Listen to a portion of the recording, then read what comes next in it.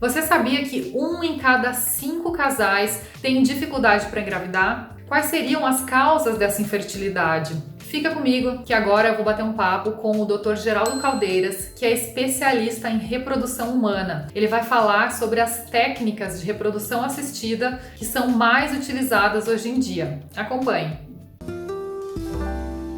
Olá, doutor Geraldo, muito obrigada pela sua participação aqui. Eu que agradeço o convite, muito obrigado. Doutor, então hoje a gente vai falar sobre as técnicas de reprodução humana assistida, né, que estão sendo cada vez mais utilizadas no mundo todo. Mas vamos começar falando um pouquinho aí sobre a infertilidade, porque muita gente procura isso, né, por não estar conseguindo engravidar. Quais seriam as principais causas de infertilidade hoje? Basicamente, assim, 20% de todos os casais, ou seja, 1 a cada 5 pessoas vai ter dificuldade em engravidar e vai precisar de ajuda. Não necessariamente vai fazer fertilização in vitro, não é isso, mas vai precisar de ajuda. O que mudou muito, a mulher hoje casa mais tarde, ela protela muito a maternidade. Antigamente, a mulher casava com 22, 23 anos, 25 já tinha filhos. Hoje, é muito raro a gente atender uma paciente com menos de 35 anos. As pacientes procuram a gente com 37, 38, 39. O problema que nós temos é que os óvulos da mulher nascem com ela, envelhecem com ela e vão acabando. E nós não temos remédio para protelar isso. Falar, não, toma a pílula que você não ovulou esse mês, eu vou usar esse óvulo mês que vem. Nós não vamos. Ela não ovulou aquele óvulo, ela perdeu aquele óvulo. E isso é importante a paciente saber. Depois dos 37 anos, a gente começa a ter uma perda da quantidade e da qualidade do óvulo. Então, além de ter menos óvulos, a gente vai ter uma qualidade de óvulos piores. Então, hoje,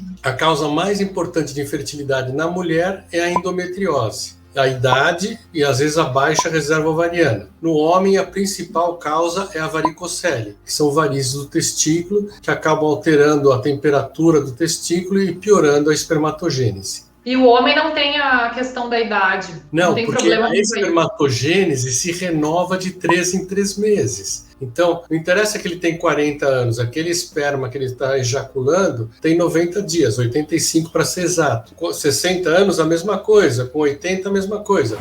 E a questão da saúde, doutor, também está relacionada, ter um estilo de vida saudável, isso vai ajudar também, por exemplo, a mulher a conseguir engravidar um pouquinho mais tarde, ou isso não interfere? Não, sem dúvida nenhuma. Então, assim, obesidade para o homem e para a mulher, alcoolismo, fumo, tudo que é oxidante, que atrapalha a célula, sem dúvida nenhuma, que piora. Então, a paciente ter uma vida saudável, ter uma alimentação boa, praticar exercício físico, não fumar, não beber, sem dúvida nenhuma, que é muito melhor do que uma que não faz nada disso.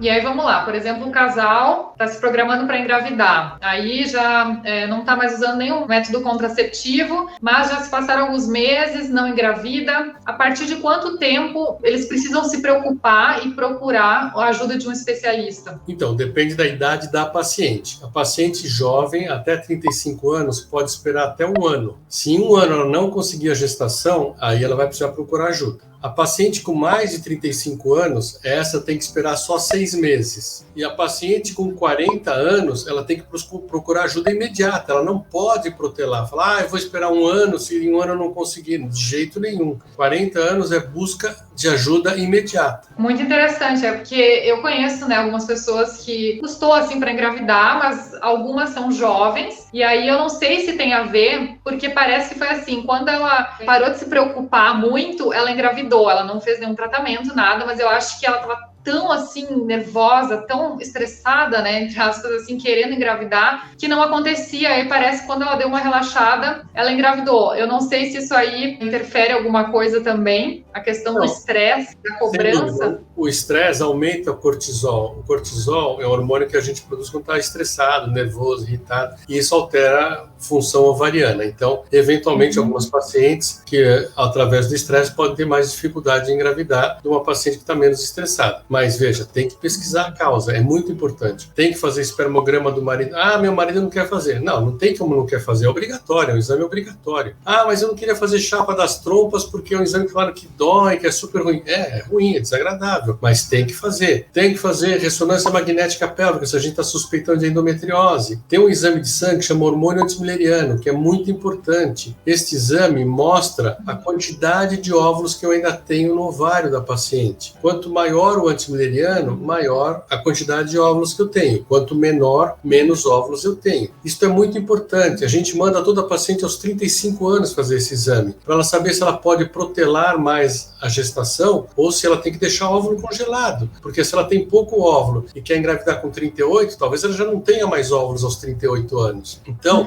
aumentou muito o congelamento de óvulos durante a pandemia, 20%. Nós tivemos um aumento de 20% de congelamento de óvulos, porque o pessoal tinha medo de engravidar. Falar, eu vou esperar a pandemia passar 1 ano, 2 anos, então congelou óvulos. Todo casal precisa ter o diagnóstico. Então, não existe, eu não achei nada. Não, você não investigou tudo. Se você não investigou tudo e aí sim não achou nada, o que a gente chama de isca, infertilidade sem causa aparente. Mas isso é só 5% dos casais. Ou seja, em 90%, 95% dos casais, nós vamos achar a causa. E com a causa vem o tratamento. 30% da infertilidade é masculina, 30% é feminina, 30% é misto, ou seja, é o homem e a mulher, e 10% é a infertilidade sem causa aparente, que a gente fala, puxa, e agora?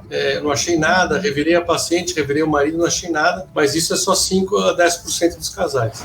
E aí tem um outro campo aí também, que é a ovodoação, certo? Por exemplo, se a mulher não congelou os óvulos, teria também essa possibilidade. Isso também é um assunto, eu acho que para um outro vídeo, mas se você quiser falar brevemente, assim, só para as pessoas entenderem dessa possibilidade também. A ovodoação, como funciona? É para o paciente que, assim, já está na perimenopausa ou já está na menopausa e não deixou óvulos congelados anteriormente. Esta paciente não tem outra maneira dela engravidar que não seja com óvulos doados. Então, a gente procura alguma paciente jovem, de 27, 25, 26 anos, que tem as mesmas características dela, físicas, a mesma tipagem sanguínea. Daí nós pegamos os óvulos dessa paciente que é a doadora, o sêmen do marido da paciente que vai receber os óvulos, fertiliza no laboratório, forma o embriãozinho, a gente prepara o útero dessa paciente que já está na menopausa, na perimenopausa, e transfere o embriãozinho para ela. Então, ela vai gestar, ela vai parir, ela vai dar de mamar, o filho é dela. O detalhe científico do óvulo não ser dela só interessa para ela e para o marido, para mais ninguém. Então,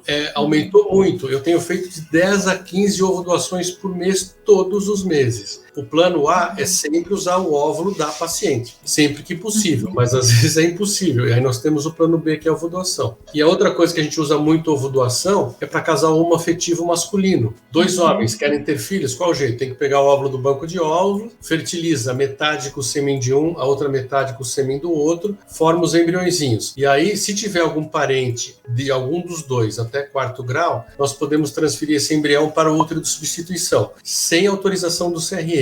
Caso não haja, falar, nenhum dos dois tem irmã, nenhum dos dois tem parente até 4º grau que possa gestar para eles, a gente pede para o CRM uma autorização para que esses embriõezinhos sejam transferidos para o útero de substituição que não é parente. E o CRM autoriza. Demora uns 3 meses aí, mas a gente consegue autorização e tem feito bastante também. Aumentou muito ultimamente o número de casais homoafetivo masculino procurando.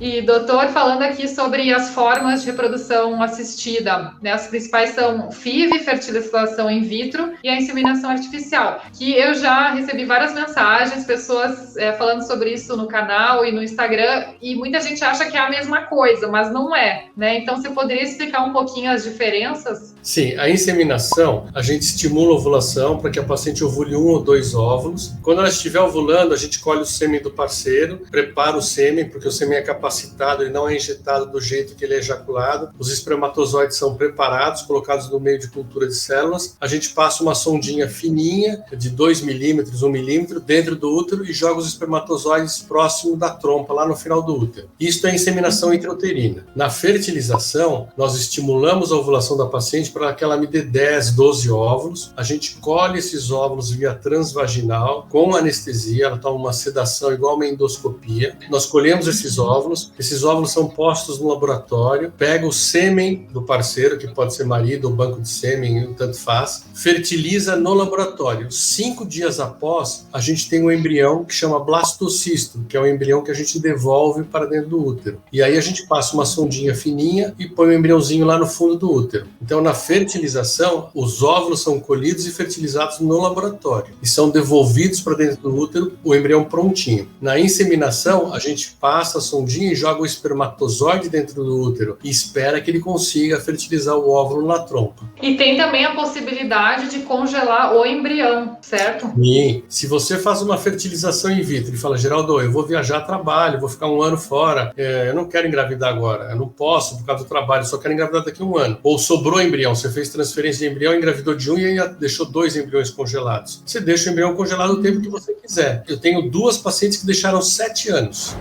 É a questão da probabilidade de engravidar, de dar certo, entre a inseminação e a FIV. Então, FIV seria mais garantido, assim, certo? Para você entender. A chance de você engravidar com inseminação intrauterina é ao redor de 30%. Com relação natural, ao redor de 15%. E a fertilização te dá 60%. Então, os pacientes falam, mas a gente só faz FIV. Porque a taxa de gravidez é melhor. Não é que a gente não faz inseminação. Faz menos do que faz FIV, porque a FIV te dá um resultado melhor. E isso vocês que decidem, os médicos, ou a paciente pode chegar e falar, eu quero já ir direto para a FIV? Normalmente, uma ou outra paciente fala isso, já quero fazer fertilização porque eu já tenho 38 anos, não quero ficar esperando, mas muita fala assim, qual o diagnóstico que eu tenho? A endometriose. Qual a opção que eu tenho de tratamento? Ou, teu marido está com varicocele, está com baixa de esperma, qual a opção? Então, quando a gente tem o diagnóstico, a gente discute as opções que o casal tem e dá as estatísticas e dá o custo dos tratamentos. A decisão acaba sendo orientação médica, mas a decisão é sempre do casal. Doutor Geraldo, o papo tá muito bom, mas eu preciso encerrar agora porque o vídeo tá ficando muito longo. Mas fica comigo que a gente vai continuar falando sobre esses assuntos super importantes no próximo vídeo. Pessoal que não tá inscrito no canal ainda, por favor se inscreve, dá um like e ativa o sininho, assim você não vai perder as notificações dos próximos vídeos. Beijo, até o próximo!